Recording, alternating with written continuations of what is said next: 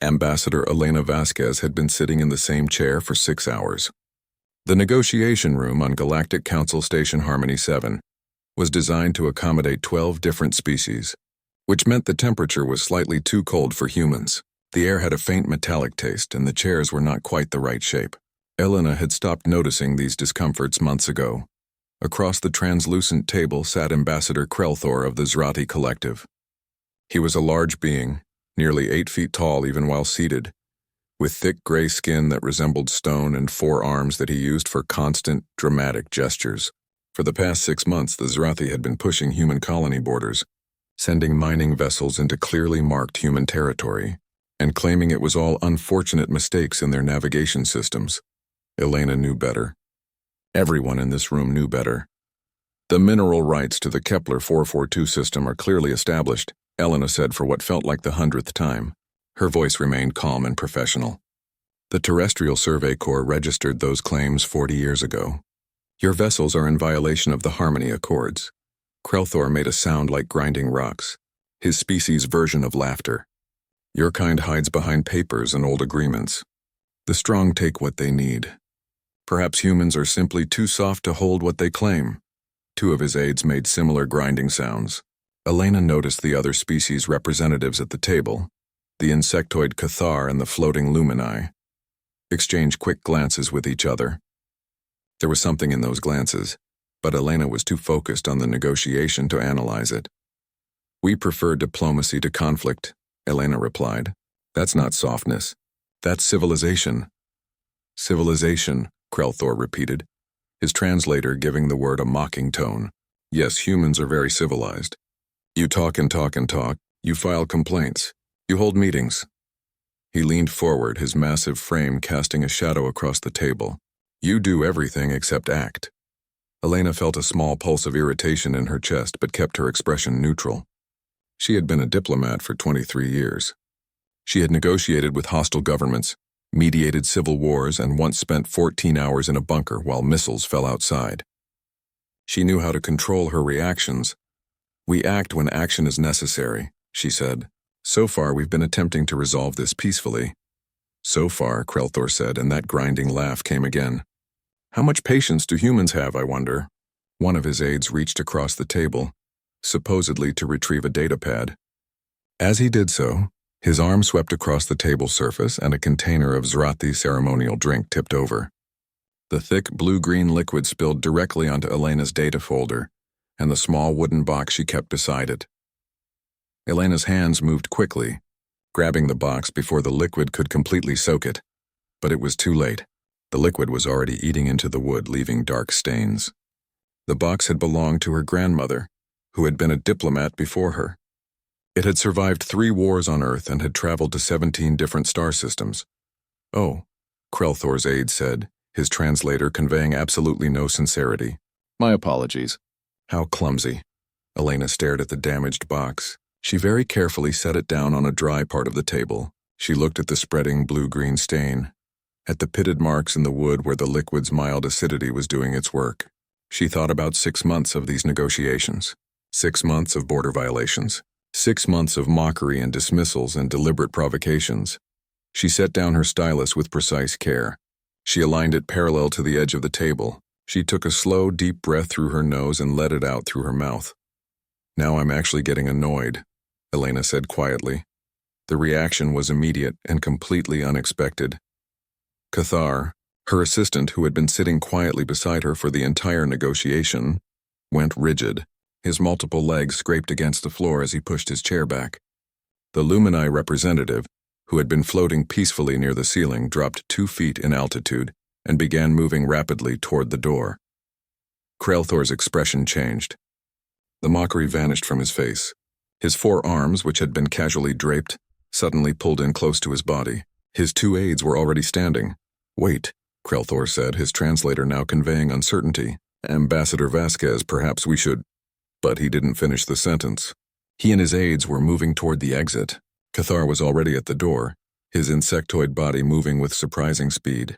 The Lumini was already gone, having passed through the door's energy field at maximum velocity. Within 30 seconds, Elena was alone in the negotiation room. She sat in her chair, looking at the 3 empty seats across from her, then at the door where everyone had vanished. The room's environmental systems hummed quietly. A notification blinked on the wall screen indicating the session had been suspended. What just happened? Elena said aloud to the empty room. She looked down at her grandmother's box, at the stain that was still spreading slowly across the wood. She felt annoyed, yes, but she had been far more angry in other negotiations. She had once told a warlord exactly what she thought of his policies regarding civilian populations, and she had used significantly stronger language than actually getting annoyed. Her communicator buzzed. It was Cathar, her assistant, the being who had worked with her for 3 years and had never shown fear of anything. Ambassador, Cathar's voice came through, and there was a tremor in it. Please confirm you are not mobilizing. Mobilizing? Elena said, confused. Mobilizing what? I'm still sitting in the negotiation room. Everyone else ran away. Yes, Cathar said. Standard procedure. Ambassador, with respect, I need to file an official report. Did you just issue a Category 7 escalation statement? A what? Helena stood up, grabbing her damaged box and her data pad. Cathar, I have no idea what you're talking about. I said I was getting annoyed. Because I am. They've been violating our borders for months and just destroyed a family heirloom. I think annoyance is a pretty reasonable response. There was a long pause on the communicator. Ambassador, Cathar said slowly, are you not aware of the galactic protocols regarding human emotional escalation indicators? The what? Another pause, longer this time. I believe, Cathar said, we need to have a very important conversation. I will come to your quarters. Please, and I cannot stress this enough, please do not make any other statements about your emotional state until I arrive. The communicator went silent. Elena stood in the empty negotiation room, holding her grandmother's stained box, trying to understand what had just happened. Through the room's large window, she could see the station's main corridor. Beings of various species were moving quickly, many of them looking back over their shoulders or whatever appendages served that purpose for their anatomy. In the distance, she heard an announcement in multiple languages. The words in Earth Standard English were, attention, Human Diplomatic Party has issued escalation language. All non-essential personnel should proceed to designated safe areas. This is not a drill. Elena looked down at her box again, then back at the corridor where aliens were evacuating. I just said I was annoyed, she muttered, but clearly, to the rest of the galaxy, she had said something much more significant. Elena's quarters on Harmony 7 were modest but comfortable. She had decorated them with images from Earth, mostly pictures of forests and oceans. After 3 years stationed on the Council, these images helped her remember what fresh air and real gravity felt like. She sat on her couch, still holding her grandmother's box, when Cathar arrived. Her assistant came through the door with visible caution, as if entering a room that might explode. His multiple eyes scanned the space before he entered fully. Cathar, Elena said, please tell me what's happening. The station corridors are half empty, and I'm getting reports that the Zerati delegation has requested emergency transport off the station. Cathar settled into the chair designed for his species, his legs folding in that precise way insects had. He was silent for a moment, his mandibles clicking in what Elena had learned was his species' version of deep thought. Ambassador, he began carefully. How much do you know about the Krell War? Elena frowned. The Krell War? That was decades ago. Before my time. It was humanity's first real conflict with another spacefaring species. She searched her memory for details. The Krell Empire attacked human colonies. The war lasted, I think, about a month. Earth won decisively, and the Krell Empire collapsed. It's why humans got a permanent seat on the Galactic Council. 3 weeks, Cathar corrected. The war lasted 3 weeks, but the events leading to it lasted much longer. He paused. Do you know why the Krell attacked? They wanted Earth's territory. They thought humans were weak. Yes, Cathar said. But do you know why they thought humans were weak? Elena shook her head. Cathar's antennae twitched. Because humans had been patient with them. For months before the war, the Krell had been testing human boundaries. Small violations, border incidents, attacks on merchant vessels. Each time the human response was measured. Diplomatic. Humans filed complaints, requested meetings, offered compromises. That's proper procedure, Elena said. That's how civilized species handle disputes. Yes, Cathar agreed. But the Krell interpreted human patience as weakness. They believed any species that talked so much and fought so little must be soft. Easy prey. He leaned forward slightly. The Krell commander made a particular mistake. He captured a human diplomatic vessel. The passengers were not military, just civilians and diplomats traveling between colonies. Elena felt a cold sensation in her stomach. She was starting to see where this was going. The human commander at the time was Admiral Sarah Chen. She requested the passengers be returned. The Krell commander refused and issued an ultimatum. Admiral Chen repeated her request 6 times over 3 days. On the 7th day, the Krell commander sent back a message mocking human weakness. He asked how much patience humans truly had. Cathar's voice became very quiet. Admiral Chen's response was 3 sentences long.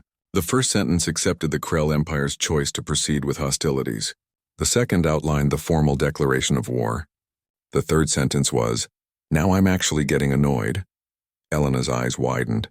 "That's the exact phrase you used today, yes." Cathar pulled out a small holographic projector. Images appeared in the air between them. Star maps, ship movements, battle formations. What the Krell didn't know was that during those months of patience, humans had been studying them. Every ship movement, every communication, every tactical pattern. Human intelligence services had infiltrated Krell networks. Human scientists had analyzed Krell technology and found its weaknesses. Human strategists had wargamed every possible scenario. The holographic display showed Krell space. Then it showed human fleet movements, precise and devastating. Humans hadn't been weak, Cathar continued. They had been preparing. When Admiral Chen said she was actually getting annoyed, the Krell thought it was just more talk. They were wrong. The display showed the war's progression. It was brutal in its efficiency. Humans struck 16 critical Krell facilities simultaneously. Supply lines, communications hubs, military academies. Within 3 days, the Krell military couldn't coordinate. Within a week, their economy was collapsing. Within 2 weeks, their government was in chaos. Elena watched the display with growing understanding and horror. The Krell surrendered after 3 weeks, Cathar said, but they could have surrendered after 3 days and the result would have been the same. Humans had already won. They had won during all those months of patience, mapping out every move, preparing every counter. The actual fighting was just implementation. The holographic display vanished. After the war, the Galactic Council commissioned a study. Xenopsychologists from 40 different species analyzed human behavior patterns. They discovered something that terrified everyone. What? Elena asked, though she wasn't sure she wanted to know. Most species have a predictable aggression pattern, Cathar explained. When threatened, they react quickly, fight hard, then tire. Humans are different. Humans are what Earth biologists call persistence predators. On Earth, human ancestors would hunt prey not by being faster or stronger, but by following it. For hours, for days, until the prey collapsed from exhaustion. Cathar's antennae quivered. Humans bring that same pattern to conflict. You don't explode in rage. You don't make rash decisions. You get patient. You get focused. And you get more dangerous the longer a situation continues. What other species see as human weakness, that patience and diplomacy, is actually threat assessment and preparation time. Elena thought about the Zerati negotiations. 6 months of patience. 6 months of carefully documented violations. 6 months of... "Oh no," she whispered. "Oh yes," Cathar said. The galactic community created the human escalation scale after the Krell War. It has 7 levels. Level 1 is humans being friendly. Level 7 is when humans say they're actually getting annoyed. It's not a threat, Ambassador. It's a warning that human patience has reached its end and planning has reached completion. He pulled up another display. This one showed historical incidents. The Vrax pirate lords tested human merchants for 2 years. Humans were polite, filed reports, requested assistance. The pirates thought humans were afraid. Then a human captain said the phrase. Within 6 hours, human military forces had located every pirate base in the sector. They had been tracking them the entire time. Another image appeared. The Selnari Trade Federation engaged in economic warfare against human colonies. Price manipulation, predatory contracts, resource blocking. For 18 months, human negotiators sought peaceful resolution. Then the chief negotiator said she was getting annoyed. 3 days later, humans revealed they had restructured their entire economic system during those 18 months. The Selnari tactics were now useless. The Federation nearly went bankrupt. More images, more examples. each one showing the same pattern. Humans gave them chances, Cathar said. Lots of chances. But while giving those chances, humans were studying, planning, preparing. By the time humans announce annoyance, they've already won. The opponent just doesn't know it yet. Elena set down her grandmother's box carefully. So when I said I was getting annoyed, the entire galaxy heard that. Humanity has finished being patient with the Zerati, Cathar said. Every species that knows human history understands what comes next. Not random violence, not emotional rage. Precise, planned, devastating action that has been prepared during months of seeming passivity. Elena's communicator began buzzing repeatedly. Messages were flooding in. She glanced at the screen and saw requests from the Council, from Earth's military command, from news networks across dozens of systems. Cathar, she said slowly, I wasn't planning anything. I was just annoyed about my grandmother's box. Her assistant looked at her with all 6 of his eyes. Ambassador, he said gently, do you really think Earth's government hasn't been planning? Do you think Earth's military hasn't been watching the Zerati violations for 6 months? The only reason you weren't aware of those plans is because you were busy keeping the Zerati talking, giving Earth time to prepare. Elena's hands felt cold. What have I done? Your job, Cathar said quietly. You kept them distracted while your species got ready. Now, whether you intended to or not, you've told the galaxy that preparation time is over. Outside her window, Elena could see ships beginning to leave the station. The evacuation was expanding. At Galactic University on the neutral world of Axios Prime, Professor Thrennick was teaching his usual class on Xenopsychology when his assistant interrupted. The assistant, a young Lumini named Bright Ascending, was shimmering with agitation. Professor, you need to see this, Bright Ascending said, projecting a holographic news feed into the classroom. Thrennick, a being whose species resembled Earth's octopi but with crystalline skin, focused several of his eyes on the projection. The news headline was in multiple languages, but the Earth Standard version read, Human Ambassador issues Category 7 Escalation Statement. His students, representing 15 different species, began chattering nervously. A Zerati student in the back stood and left the room immediately. No one blamed her. Class, Thrennick said, his translator converting his species' color-based language into audible speech. I believe we should postpone today's planned lecture. Instead, I will explain what you are about to witness over the coming days and weeks. Pay attention. This is the most important lesson you will learn this semester. He pulled up a chart showing different species' aggression patterns. The display showed how various species responded to threats over time. Most of the curves showed sharp initial spikes that gradually declined. When most species are threatened, they react quickly, Thrennick explained. The Karathi battle rage lasts approximately 4 hours before exhaustion sets in. The Felnox fury burns bright but fades within days. Even my own people's defensive responses peak quickly, then subside. This is normal. This is natural. This is how evolution shaped most intelligent species. He pulled up another curve. This one was different. It started low and gradually increased, never seeming to peak. This is human aggression over time. Notice the pattern. It rises slowly but consistently. More importantly, notice that we have no data showing where it peaks. Because in recorded history, human opponents have always surrendered before the peak was reached. A student, a small furred being from the Whisper colonies, raised a paw. Professor, why do humans respond so differently? Excellent question, Thrennick said. He projected images of Earth, showing its various environments and creatures. Humans evolved as persistence predators on a high-gravity world with extreme environmental variation. Their hunting strategy for thousands of generations was not to be fastest or strongest, but to be most patient. They would track prey for days, following at a steady pace, never giving up, until the prey collapsed from exhaustion. He zoomed in on images of early humans hunting. Humans developed an unusual trait for a predator species. They can consciously override their immediate emotional responses. When threatened, most species' first instinct is fight or flight. Humans have a third option, assess. They can feel fear or anger, but choose not to act on it immediately. Instead, they study the threat. They plan. They prepare. The classroom was completely silent now. Even the usually restless students were focused. This ability served humans well on their homeworld, but it becomes truly dangerous when applied to warfare and conflict. When a human says they are being patient, They are not being passive. They are gathering data. Every interaction is a test. Every conversation reveals information. By the time humans announce they are actually annoyed, they have completed their assessment. They know their opponent's strengths, weaknesses, tactics, and vulnerabilities. Thrennick pulled up footage from the Krell War. His students watched as human forces moved with precise coordination, striking targets that somehow paralyzed an entire empire. The Krell made a fatal error in judgment. They believed human patience was fear. They were wrong.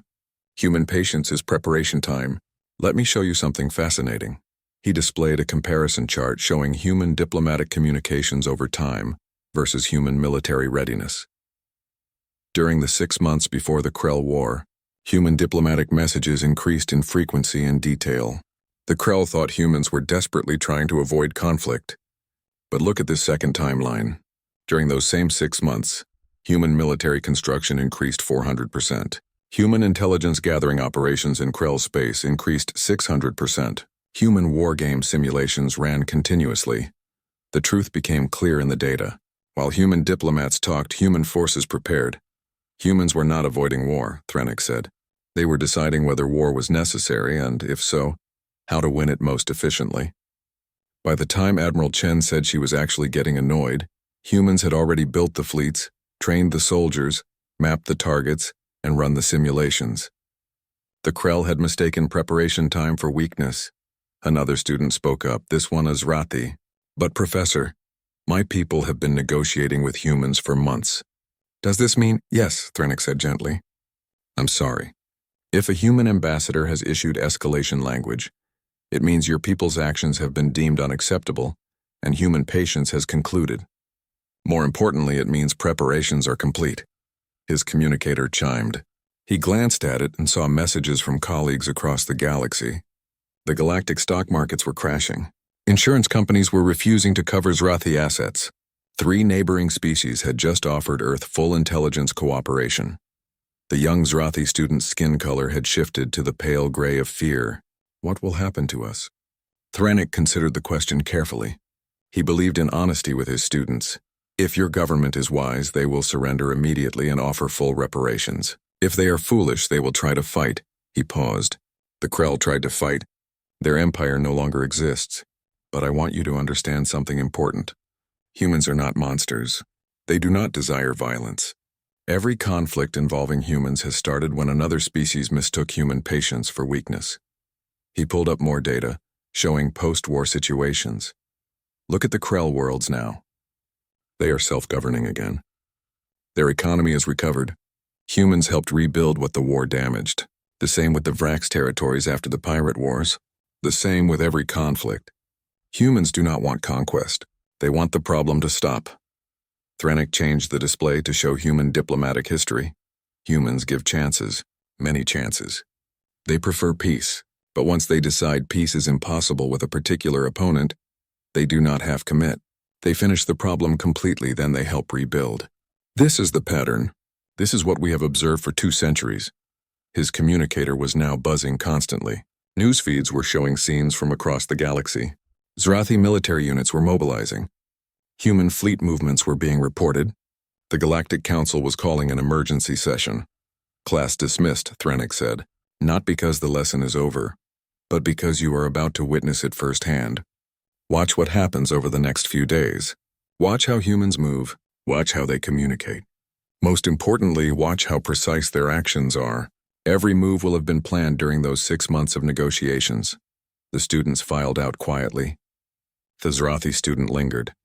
Professor, she said, should I go home? Thrennick considered this. Is your family military or civilian? Civilian. My parents run a mining operation. Then you are safer here, Thrennick said honestly. Humans are precise. They target military capability, not civilians. Your family is not in danger. Your government's military, however, and he trailed off. The student nodded and left. Thrennick turned back to his displays, watching the news feeds multiply. His colleague from the military history department appeared via hologram. Thrennick, are you watching this? I am. How long do you think the Zerati have? Thrennick pulled up his models, the ones based on 2 centuries of human conflict patterns. He ran the calculations. If they surrender immediately, they survive intact. If they try to fight? He checked the numbers again. 2 weeks. Perhaps 3 if they're very good at hiding. And if they do something stupid like attack a human civilian target? Thrennic's skin color shifted to the dark blue of deep concern. Then may the universe have mercy on them, because humans will have none. Across the galaxy, similar conversations were happening. Military analysts were pulling up old human conflict data. Insurance brokers were canceling policies. News networks were running historical documentaries about the Krell War. And everyone who knew human history was taking the same actions, getting out of the way and hoping the Zerati would be smart enough to surrender quickly. Because when humans said they were actually getting annoyed, the intelligent response was not to fight. It was to apologize, fix the problem, and hope for mercy. The Zerati were about to learn this lesson the hard way. The Zerati High Command Chamber was carved from solid stone deep beneath their homeworld's surface. 17 military leaders sat around a circular table, their gray skin showing stress patterns of dark ridges and pale valleys. Supreme Commander Zrothkal stood at the center, his forearms gesturing with agitation. "This is unacceptable," he growled. "One human says she is annoyed and the entire galaxy treats it like a declaration of war. We are the Zerati. We have conquered 40 star systems. We will not be intimidated by primates who only left their homeworld 2 centuries ago." Around the table, reactions were mixed. Half the commanders showed agreement, their skin patterns matching Zrothkal's aggressive posture. The other half showed caution, their patterns muted and controlled. Defense Coordinator Krellnoth, who had been the ambassador meeting with Elena, spoke carefully. "Supreme Commander, I was there. I saw her expression. The humans have been patient, yes, but that patience was weakness," Zrothkal interrupted. "Nothing more. They file complaints and hold meetings because they fear real conflict. We have tested them for months and they have done nothing but talk. That is what concerns me," Krellnoth said. 6 months of perfect documentation. 6 months of measured responses. 6 months of humans watching everything we did. "Supreme Commander, I recommend immediate diplomatic overtures. The historical precedent, the Krell were weak," another commander said. "Their empire was already rotting from within. The humans simply took advantage." Krellnoth's forearms spread in a gesture of frustration. "The Krell had twice our military capacity. They fell in 3 weeks. Then they were incompetent," Zrothkal said firmly. "We are not. I say we show these humans that patience is not a virtue when dealing with the Zerati. We strike first, strike hard, and show the galaxy that human threats are empty." The vote was split. 9 commanders supported immediate military action. 8 urged diplomatic solutions. In Zerati culture, the Supreme Commander's preference broke ties. "We strike," Zrothkal declared. "Target the human agricultural colony at Kepler 442c. Minimal military presence, maximum symbolic value. We show them that their patience has gained them nothing but a weaker position." Krellnoth left the chamber feeling sick. He immediately sent an encrypted message to his family, telling them to leave the homeworld. He suspected they would not be the only refugees soon. The Zerati attack fleet consisted of 12 warships, more than enough to overwhelm a farming colony. They jumped into the Kepler 442 system with weapons armed and intentions clear. The colony's automated defense grid responded, but it was designed to handle pirates and asteroids, not a military assault. The attack lasted 4 hours. The Zerati disabled the defense grid, destroyed the colony's communications array, and bombarded 3 farming settlements. 217 humans died. Most were families. Some were children. When news of the attack reached Earth, the response was not what the Zerati expected. There was no immediate military mobilization, no threats, no ultimatums. Instead, there was silence. For 6 hours, Earth's government said nothing. Galactic news networks filled the void with speculation. Analysts debated whether humans would actually retaliate or if this proved the Zerati right about human weakness. Then Admiral James Chen appeared on every major network simultaneously. He was a small man by human standards, barely 5.5 feet tall with gray hair and a face marked by smile lines. He looked like someone's grandfather. He was smiling now, a warm, genuine smile that reached his eyes. "Good afternoon," Admiral Chen said pleasantly. "I want to address the recent actions by the Zerati Collective. Approximately 4 hours ago, Zerati military forces attacked the civilian colony at Kepler 442c. 217 people were killed. 38 were children under the age of 12. His smile never wavered. In response to this action, the Terran Defense Force is now implementing pre-authorized contingency plans. We want to assure all spacefaring species that this operation will be conducted with precision and care. Civilian populations in Zerati space are not targets and will not be harmed. However, the Zerati military capacity to threaten human lives must be and will be eliminated. The smile grew slightly wider. We anticipate this will take approximately 2 weeks. We encourage all civilian vessels to avoid Zerati military installations during this time. Thank you, and have a pleasant day. The transmission ended. At Galactic University, Professor Threnik watched the recording 3 times, each time focusing on different aspects. His students had gathered around him, sensing his expertise was needed. Professor, one asked nervously, why is he smiling? Threnik's skin turned the dark blue of fear. Because he is not angry. Anger is emotional, chaotic, unpredictable. That human is not angry. He is implementing a plan. Watch his body language, relaxed, confident, happy even. How can he be happy? Another student asked. Humans just died. He is not happy about the deaths, Threnik explained. He is confident in the plan that will respond to those deaths. Do you see the difference? An angry commander makes mistakes. A smiling commander already knows the outcome. Elena Vasquez watched Admiral Chen's statement from her quarters on Harmony 7. Cathar sat beside her, his insectoid body very still. I know him, Elena said quietly. Admiral Chen. We served together years ago in a different capacity. He is a kind man. He volunteers at schools. He helps his neighbors with their gardens. I do not doubt his kindness, Cathar said. But humans have a saying, do they not? Do not mistake kindness for weakness. I believe that applies here. Elena's communicator showed the galactic response. The Zerati attack had changed everything. Species that had been neutral were now offering Earth full support.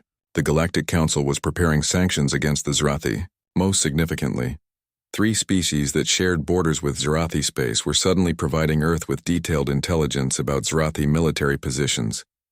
They're all helping us, Elena said, reading through the offers. Of course, Cathar replied. The Zerati proved every fear about them correct. They attacked civilians. They ignored the warning. And now every species wants to ensure Earth knows they are not aligned with the Zerati. On Earth, the actual mobilization was underway, but it was not the scrambling, chaotic rush of an unprepared military. Instead, it was the smooth implementation of plans that had clearly been prepared for months. Fleet movements were precise. Every ship seemed to know exactly where to go. Communications were minimal because everyone already knew their assignments. Supply lines activated without confusion. It was the movement of a military that had rehearsed this exact scenario, because they had.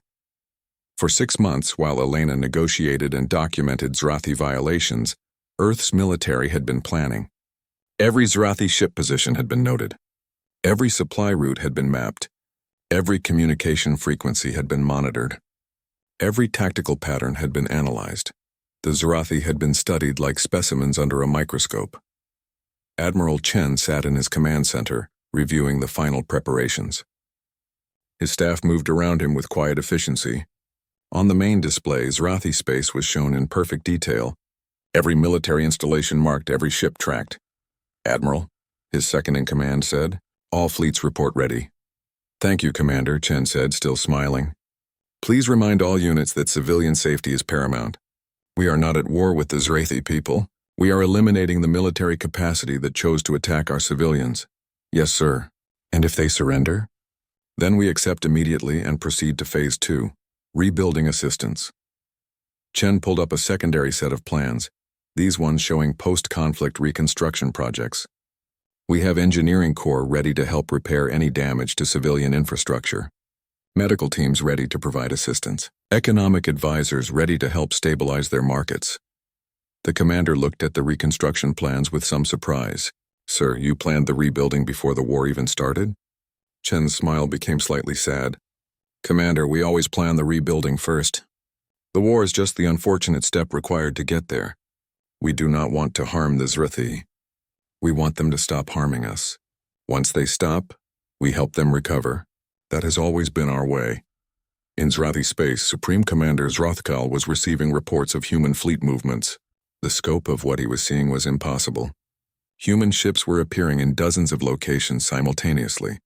moving with coordination that suggested months of planning.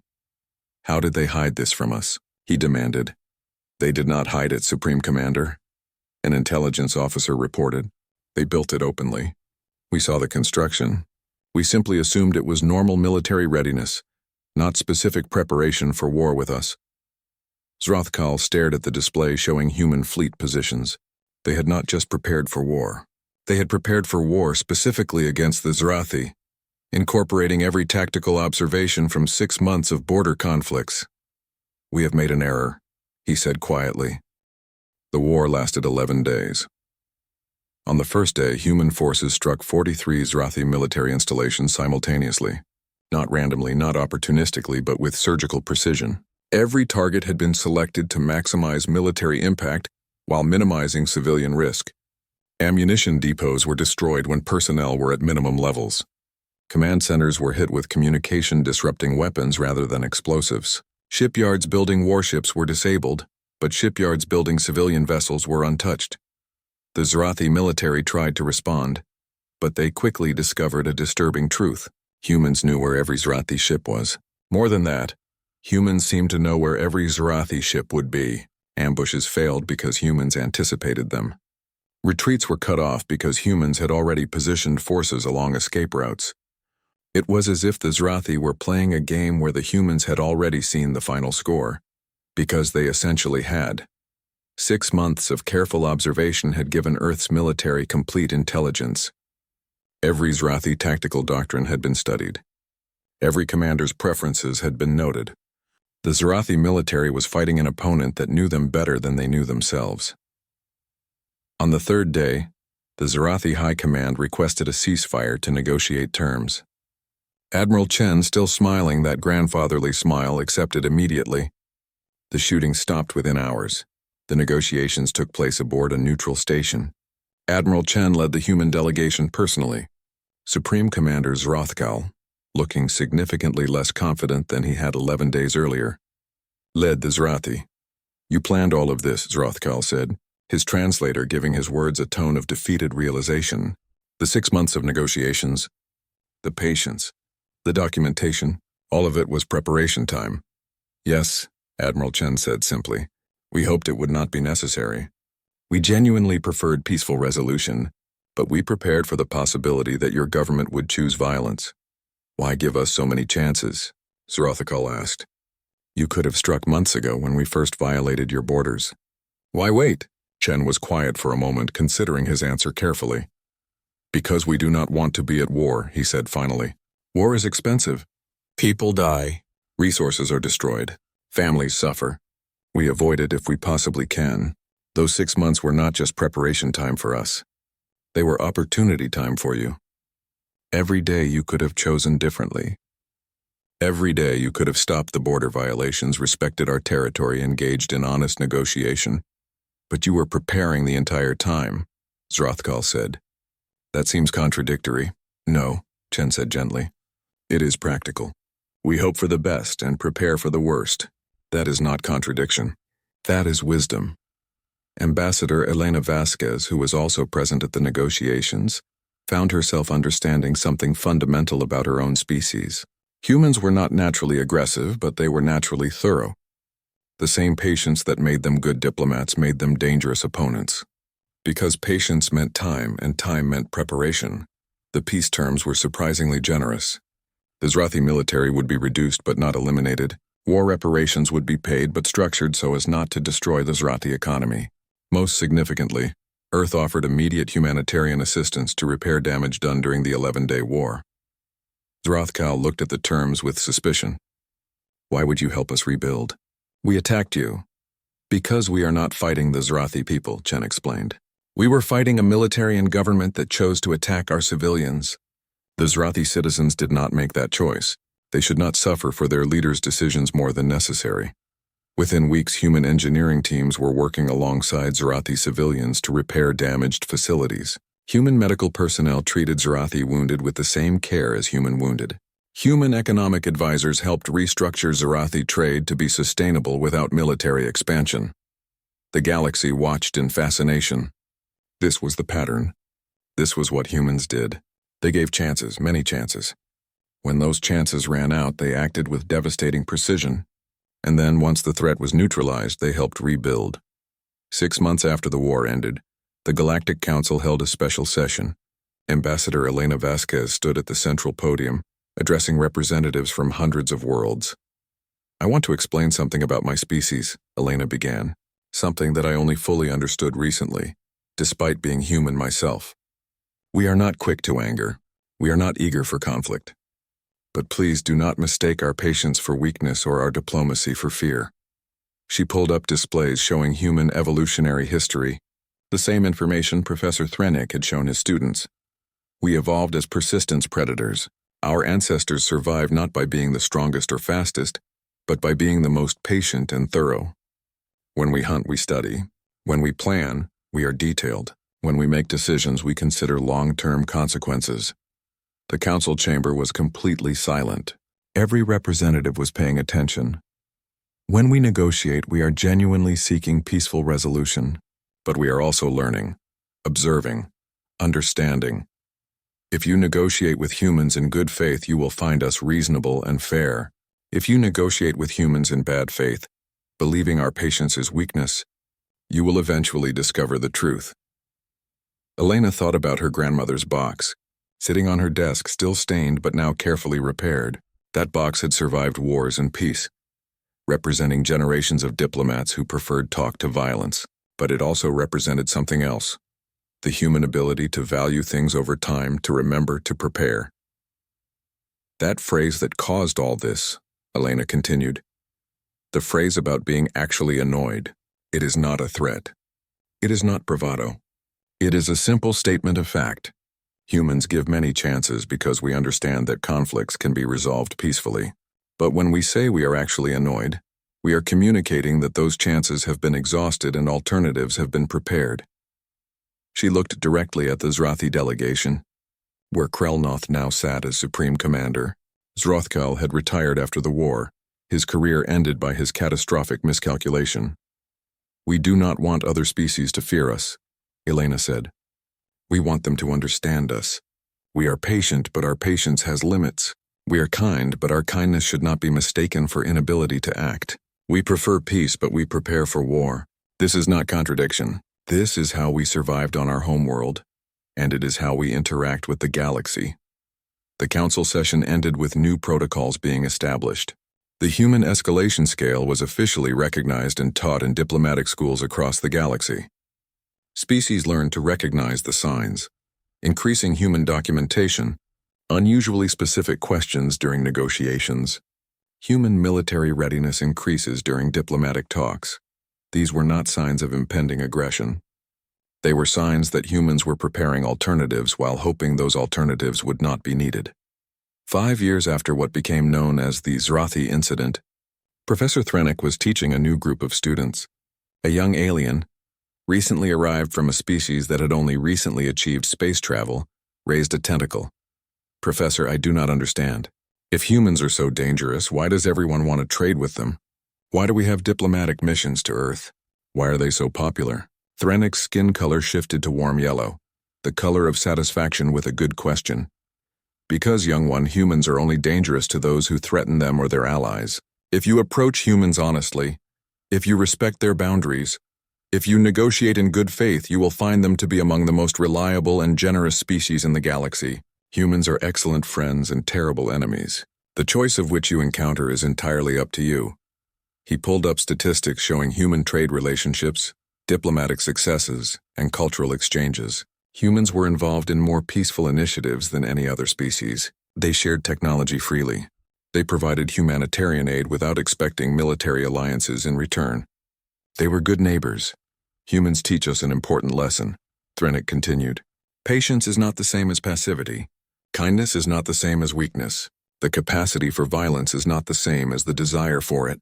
Humans have the capacity, but they use it only when necessary. This makes them trustworthy. You know exactly where you stand with humans because they communicate clearly." "Even the phrase about being annoyed?"